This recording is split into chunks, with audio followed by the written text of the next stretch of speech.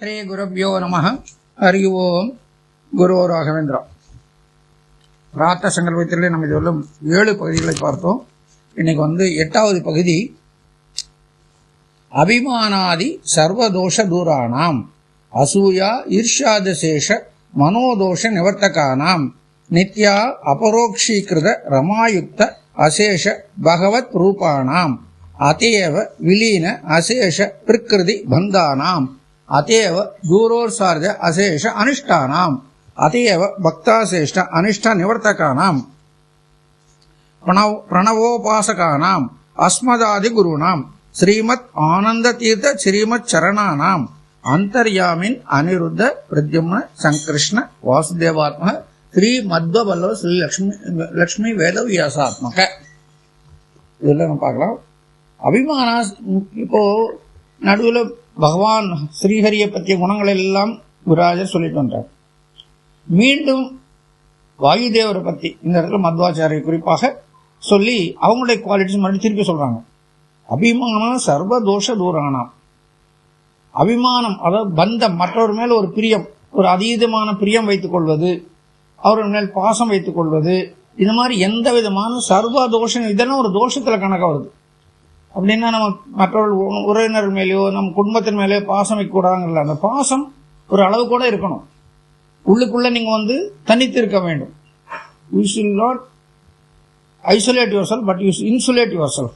அதாவது நீங்க எல்லாத்தோட சகஜமா எல்லாம் பாச பக்தியோட இருக்கலாம். அதே உள்ளுக்குள்ள நீங்க தனிமையாக இருக்க வேண்டும். அபிமானம் சர்வ தோஷ தூரானாம் அசூயா ஈர்ஷ்யாதிசேஷ மனோதோஷ நிவர்த்தகானாம்.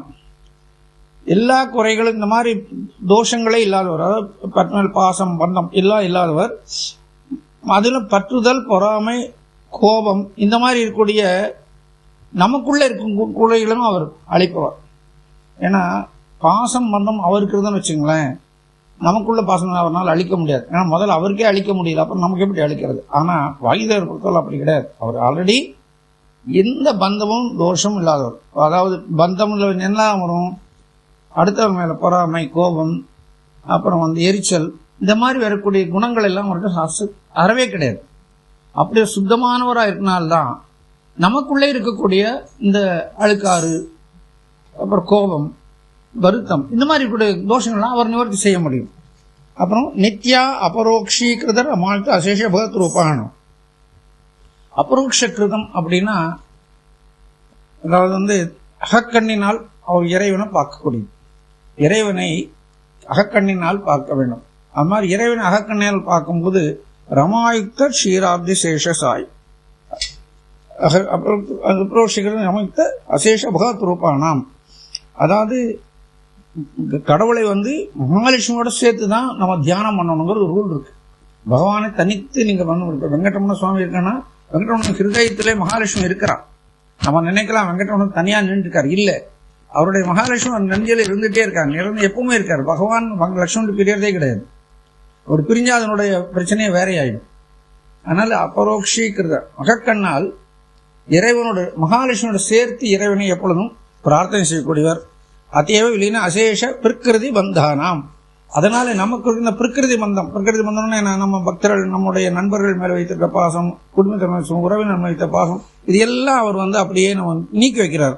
அத்தேவ தூரோசாத அசேஷ்ட பிரகிருதியின் கட்டுகளில் விடுவிப்பவர், எண்ணற்ற துன்பங்களை ஓட செய்வர். தூரோசாத அசேஷ அனிஷ்டானாம் அத்தேவ பக்தாச அனிஷ்ட நிவர்த்தகானாம்.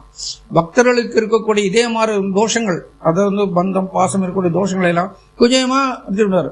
அப்படின்னா நம்ம குடும்பத்துல நம்மளை பிரிச்சிருவாரா, இது ஒரு சந்தேகம் வருது இல்லையா? நம்ம பந்த பாசம்லாம் அவர் அறுத்துருவார். அப்படி கிடையாது.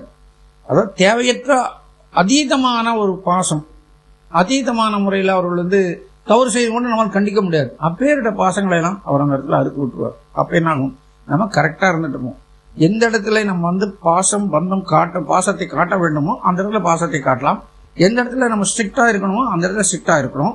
அப்படி இருக்கும்போது நம்ம பாசம் இருக்க மாதிரி இருக்கும். அதே சமயத்தில் நம்ம விட்டாம இருக்கும். தாமரையில தண்ணீர், தண்ணிக்குள்ளேயே இருக்கக்கூடிய தாமரையில அந்த தண்ணி அது தாமரையில என்னைக்கு நினைக்கிறதே கிடையாது, தண்ணி ஒட்டுறதே கிடையாது. அந்த மாதிரி நம்ம வாழ்க்கையில் இருக்க வேண்டும். இந்த பற்றை விட்டால்தான் இறைவன் மேலே இருக்கிற பற்று நமக்கு அதிகமாகும். இதுல நித்யா அபரோக்ஷீகிருதமா அசேஷ அவகத் ரூபானாம் அதே அசேஷ பிரகிருதி பந்தானாம் அதே தூரோச அசேஷ அனிஷ்டானாம். இதுல அபிமான சர்வதோஷ தூரானாம் சொல்லும்போது அபிமானம் இல்லாமல் இருக்கிறதுக்கு இன்னொரு சின்ன ஒரு நிகழ்ச்சியை நம்ம சொல்லலாம். பகவான் நம்ம எப்பவுமே பகவானை வணங்குவது நம்ம லட்சுமியோட சேர்த்து தான் நம்ம பிரார்த்தனை பண்ணணும், தியானம் பண்ணணும் சொல்லி சொல்றாங்க. அப்படி செய்யும் போது வாயுதேவரும் கூட சேர்த்து செய்யறது ரொம்ப விசேஷம். அப்படி நம்ம செய்வதனால் நம்ம பரிபூர்ண பகவந்தனுடைய பரிபூர்ண அனுகிரகம் கிடைக்கும். இது ஒரு பாசம் பந்தம் தானே. ஆனா அதையும் ஒரு ஸ்டேஜில் விட வேண்டி வரும். ஆசையர்மின் ஈஸ்வரனாயினும் ஆசை அருமான். அந்த இடத்துலயும் நம்ம அதையும் நம்ம ஒரு காலத்தை விட வேண்டியிருந்தால் விட்டுற வேண்டும். எல்லாத்தையும் அக்செப்ட் பண்ணிக்க வேணும். ரொம்ப அதீதமான பாசங்கள் இல்லாமல் நம்ம இருக்க வேண்டும். அதுக்கு நல்ல உதாரணம் சொல்லணும் அப்படின்னா, பகவான் சம்ஹாரம் செய்ய வரும்போது அவர் தனியா ஒரு லட்சுமியோட வரமாட்டார். நம்ம கிரண்யசு சம்ஹாரத்துக்கு வரும்போது நரசிம்மர் தனியாக வந்தார். ஏன் லட்சுமியோட வந்தார்னு வச்சுக்கோங்களேன், அவருக்கு அந்த லட்சுமியோடைய தாக்கத்தினாலே அவருக்கு கருணை வந்துடும். அப்போ அவர் அந்த என்ன காரணத்துக்காக அவர் வந்தார், அவதாரம் பண்ணாரோ அது நிறைவேறாமல் போயிடும். நரசிம்ம அவதாரம் ஹிரண்யசுவை சம்ஹாரம் பண்ணணும். ஏன்னா அவர் கொடுத்த வரம் அப்படி. நானே உன்னை சம்ஹாரம் பண்றேன்னு சொல்லியிருக்கார் ஹிரண்யசுகிட்ட அவர் ஜெய விஜயரா இருக்கும்போது. இப்போ அதை நிறைவேற்றணும் அப்படின்னா இவர் சம்ஹாரம் பண்ணணும்.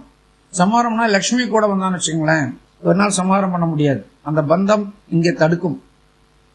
லட்சுமி வந்தனா அந்த பந்தம் கூட வந்தாச்சு. அந்த லட்சுமி அந்த பந்தம் வந்துருச்சு அப்படின்னா இவனால் ஐயோ பாவம் கருணை கொண்டு அவரை விட்டுருவாரு, சமாரம் பண்ண மாட்டார். அப்போ அந்த நியதி மாறி போகும். அதே மாதிரி பாருங்க, ராமாயணத்துல ராவணன் கும்பகர்ண சமாரம் பண்ணும்போது சீத்தை தனியா அனுப்பிச்சு வரும்போது தனியா வந்தார். சீத்தையை கவர்ந்து உட்கார்ந்துட்டு அவர் ராவணன் சண்டை போட்டா ராவணன் விட்டுருவார், மன்னிச்சு விட்டுருப்பாரு, போனா போதுன்னு இருப்பார். ஆனா ராவண சம்ஹாரம் நடக்கணும், கும்பகர்ணோட சம்ஹாரம் நடக்கணுங்கிறதுக்காக அவர் சீத்தையை தனியா விட்டு வச்சு ராமன் தனியா செய்தார். அது முடிஞ்ச வரைக்கும் மகாலட்சுமி கூட சேர்ந்துட்டான். பகவான் எப்பவுமே மகாலட்சுமி இல்லாமல் இருப்பதில்லை. இருந்தாலும் வெளியில வரும்போது இந்த மாதிரி முக்கியமான காரியம் வரும்போது பகவான் தனியாக நின்று தான் சொல்கிறார். அப்ப இது என்னது, இந்த அபிமானாய சர்வதோஷ தூரானாம் எல்லாத்தையும் நிகழ்த்துறதுக்கு அந்த இடத்துல பகவானுக்கு கூட இந்த இதை செய்ய வேண்டியதா இருக்கிறது என்பதை நாம் புரிந்து கொள்ளணும். இந்த இடத்துல பிரணவோபாசகானாம் அஸ்மதாதி குருநாம் ஸ்ரீமத் ஆனந்த தீர்த்த ஸ்ரீமத் சரணானாம் அந்தர்யாமின் அனிருத்த பிரத்யும்ன சங்கிருஷ்ண வாசுதேவாத்மா ஸ்ரீ மத்வல்ல ஸ்ரீ லட்சுமி வேதவியாசாத்மக. மீண்டும் சொல்றாரு இறைவன். இந்த இப்ப மத்வாச்சாரியர் பத்தி இங்க சொல்லிட்டு இருக்காரு. அஸ்மதாதி குருநாம், அதாவது பிரணவ மந்திரத்தை எப்பொழுதும் உபாசனை செய்து கொண்டிருக்கிறோம் மத்வாச்சாரியார். அவர் வாயுதேவரோட அவதாரம் தானே, ஆனால் வாயுதேவர் எப்படி செய்யறாரோ அதே அவர் செய்யறாரு. அது மூல ரூபம் ஸ்தூல ரூபம் சொன்னோம். அதனால இவர் பிரணவங்களை உபாசம் பண்றாரு. அஸ்மதாதி குருநாம், எல்லா குருமார்களுக்கும் இவர் குருவாக இருக்கிறார். ஜெகத்குரு, எல்லா குருமார்கள் அங்க இருக்க அத்தனை குருமார்கள் இவர் யார்? இவர் ஜெகத்குரு, அவங்களுக்கு எல்லாம் குருமா இருக்கிறார். ஸ்ரீமத் ஆனந்தத்தில் ஸ்ரீமத் சரணானாம் அந்தர்யாமின்,